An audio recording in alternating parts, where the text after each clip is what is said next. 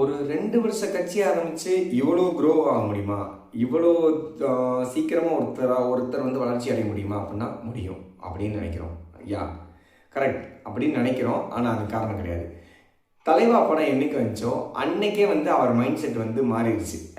நம்ம பண்ணியே ஆகணும்டா அப்படின்னு. ஏன்னா டைம் டு லீட் அப்படின்னு நான் போட்டுக்குவான்னு ஒரு வார்த்தை கேட்டார் தலைவால. ஸோ அந்த படத்தை அன்னைக்கு ரிலீஸ் பண்ணவே விடல. நிறைய பிரச்சனை.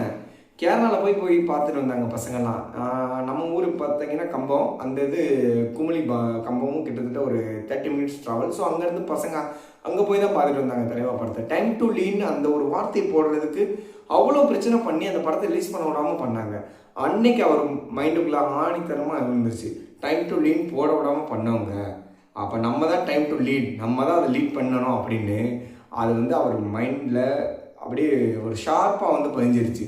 அது வந்து ப்ராசஸ் ஆகி வர்றதுக்கு 2026 ஆகிடுச்சு. இன்றைக்கி அண்ணா வந்து டைம் டு லீட் அப்படிங்கிற அந்த வார்த்தையை வந்து தைரியமாக போட்டுக்கலாம். யாருக்கும் பயப்பட தேவையில்ல, தைரியமாக போட்டுக்கலாம்.